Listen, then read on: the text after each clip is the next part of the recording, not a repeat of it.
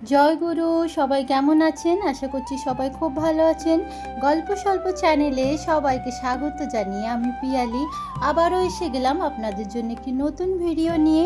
আমি তো একজন গৃহিণী আর একজন হাউসওয়াইফ মা, তো আমার ডেলি রুটিনে আমি যা যা করে থাকি তাই আপনাদের সাথে শেয়ার করে থাকি। আপনাদের যদি আমার ভিডিওগুলো ভালো লেগে থাকে তো অবশ্যই একটি লাইক করবেন। কি বলতে চাস এ মা? ফার্স্ট টাইম আমার পিচকু পুদ্দু পিদ্দু এই দেখো এত বড় ব্লাচে ব্লাচ করছে, বলদের ব্লাচে। বাবা বলো হয়ে গেছে 8 সালে, 8 সালে বুড়া। মুখের থেকে বড় ব্রাশ কি হবে? তুমি তুমি ফার্স্ট টাইম বড়দের ব্রাশে ব্রাশ করে কেমন তোমাকে ফিল হচ্ছে? কিছু না, নরমাল ফিলিং একদম বিগ বয় হচ্ছে না তো? ফিলিং বিগ বয় ফিল হচ্ছে না? হচ্ছে না? ব্রাশই তো করছে, তো কোনো ফিলিং নেই, এক্সাইটমেন্ট নেই। আমাদের ছিল, আমরা যতদিন ছোট ব্রাশে করতাম যেই বড় ব্রাশ পেয়েছি খুব ভালো, নিজেকে একটা বড় ব্যাপার মনে হতো। আর যাই হোক, এখানে আরব করবে ব্রাশ, ফার্স্ট টাইম বড় ব্রাশে। আমি ভাবলাম আরব এক্সাইটেড হবে, কোনো রকম এক্সাইটমেন্ট নেই। আর এই যে আমি জল খাবার একজনকে সেঁকে দিয়েছি চিজ স্যান্ডউইচ, আর একজনেরটা এখানে রেডি সেঁকবো। তো চলো আরব তুমি ব্রাশ করো, তারপরে আমি আসছি আবার ফিরে ব্লগে। তো আরবের ব্রাশ হয়ে গেছে, আরবকে দিয়ে দিয়েছি ব্রেকফাস্ট, আর ধ্রুবকে লাগিয়ে দিয়েছি আজকে কাজে। ধ্রুব গোছাচ্ছে আজকে বিছানা, উপরে নিয়ে গিয়ে সব রেখে দেবে ভাঁজ করে। আর আরব খাচ্ছে নিজের ব্রেকফাস্ট, আর আমি এবার নিজের কাজে লেগে পড়বো। তো আপনারা সাথে থাকুন, সঙ্গে থাকুন। তো মানুষের হলো নর্মাল জিন্দেগি, আমার হচ্ছে একদম সেই অ্যাডটার মতো, কি বলে মেন্টস জিন্দেগি। আমার এই যে এই যে কুশান ছিঁড়ে রেখে দিচ্ছি, এখন আবার এই যে তুলো বের করে খেলে। এত সুন্দর আমার কিট্টু, দুদিন ধরে ভাবছি এটাকে করবো। রান্নাঘর থেকে তো আমার ছুটি নেই কোনো রকম, তাহলে আর কি এক্সট্রা কাজ করবো? এদের কেন যে হোম হলিডে পরে এত 1.5 মাস ধরে বুঝতে পারি না। রান্না ঘর থেকে বেরোনো যাচ্ছে না, এমন মানে রান্না। তো এই জন্য আর কি ভাবলাম আজকে সব কাজ হবে, ও তো জিন্দেগিতে চলতে থাকলে কাজই কাজ। তাই জন্য এটা আগে সেলাই করতে এলাম, কারণ একটু প্রচুর বাঁদরামি করছে এটার সাথে। একটু রাগ হলেই ওর কি নাই বালিশের ওপর রাগ তোলে। রাগটাই যে কিসের এত ভগবানই জানে। ভালোবাসি মানে ও জানোয়ার বলে মানে ওই হয়, কিন্তু আমার থেকে একটু আমাদের ভালোবাসার খুব বেশি ফায়দা উঠি না। আজ কলিযুগে জানোয়ারও মতলব। চল হয়ে গেছে। আজকে রান্নাবাড়ির সেরকম কোনোই পাঠ ছিল না, দিনের যে নিত্য কাজ হয় সেগুলোই করেছি। করে আজকে একটু ল্যাদ খেয়ে হয়ে গেছে বিকেল, এখন 4:30। তো ভাবলাম কাপড়গুলো ধুয়েছি মেলে দিই, তো কাপড়গুলো ড্রায়ার করে মেলে একটু বারান্দাটা দাঁড়াবো বলে এসছি। কিন্তু এত গরম যে ঘাম দিচ্ছে, বুঝতেই পারছেন ফেস দেখে এত ঘাম হচ্ছে।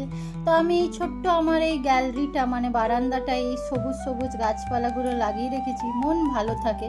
ছোট হোক অল্প হোক, কিন্তু বেশ ভালো লাগার একটা কর্নার।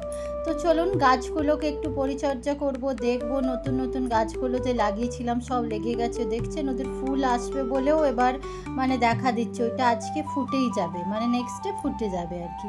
আর এইগুলো এনেছিলাম রাস্তার ধার থেকে, ভেবেছিলাম অফিস টাইমে, কিন্তু একদম ক্ষুদ্র ফুল হয়। আর এটা হচ্ছে জোয়ানের গাছ, আমার কিটি মেম্বারের ঘরের থেকে এনেছিলাম, ওটাও লেগে গেছে, দেখছি পাতাগুলো বড় হচ্ছে। তো আমি এইসব গাছগুলো দেখছি আর কি। আর এদিকে আমার কিট্টু বাবু গরমে কাহিল হয়ে গেটের সামনে, দেখছেন বারান্দাটা সামনেও শুয়ে পড়েছে।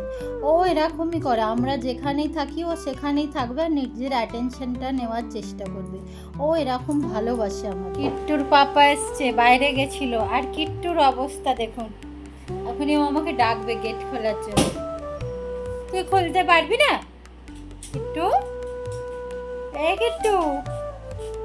কিট্টু খুলবো? আমি খুলবো কেন তুমি খোলো। চলো আচ্ছা চলো খোলো। আচ্ছা আমাকেই খুলতে হবে, পড়ে যাবি। বাইরে যাবি না, চলে আয়।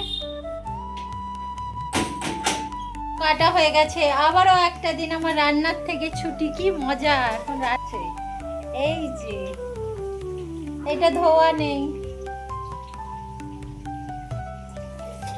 রান্না হচ্ছে জোর কদমে। আমি সব কেটে কুটে গুছিয়ে দিয়েছি। এই যে হচ্ছে কাবাব কারি। আমি এটা জানতাম না যে কোনো রেসিপি হয়, আমরা তো এটা প্রায় বাড়িতে বানিয়ে খাই। ওই দিন আমরা ওখানে গেলাম, কোথায় জানি গেলাম, বারবিকিউতে, তখন ওখানে দেখলাম যে কাবাব কারি ওদের ওখানে লেখা আছে, তার আমি তখন জানলাম আচ্ছা এটা একটা রেসিপি হবে।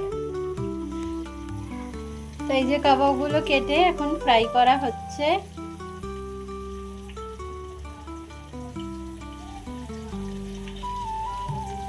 তুমি যাও, এখানে তোমাকে ধুতে হবে।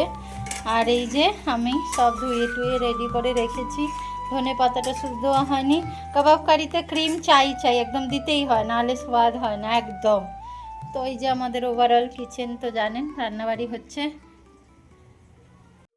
এই যে এবার চিকেন হবে আর কি, এই রবিবারের বাজারের চিকেন। তো আমরা একদিন আগেই নিয়ে চলে আসছি, কারণ এখানে দোকান সকালে সেইভাবে খোলে না। আর আমাদের এখানে তো দিনের বেলা বাজার না, আর বাজার মানে সেখানে মাছ মাংস পাওয়া যাবে এটিও না, এখানে সব কিছুই আলাদা আলাদা পাওয়া যায়। সবজি বাজারে কোনো রকমের ননভেজ পাওয়া যায় না। তো চলুন সব ধুয়ে ধায়ে ওপরে এসেছি, এবার আমি সন্ধে দেব, দিয়ে আবার নিচে যাব, গিয়ে একটু দেখব কি কাজকর্ম আছে।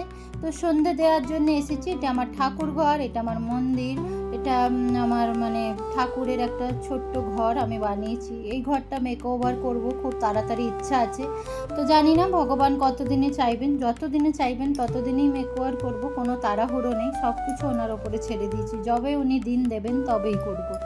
তো আর মনের মধ্যে না ওই ক্ষোভ টোভ রাখি না, ভাবি যখন টাইম হবে তখনই করবো। আর কোনো কিছু নিয়ে আশা ভরসা চিন্তা ভাবনা কিছুই না, সব ছেড়ে দিয়েছি, বিন্দাস থাকার চেষ্টা করি।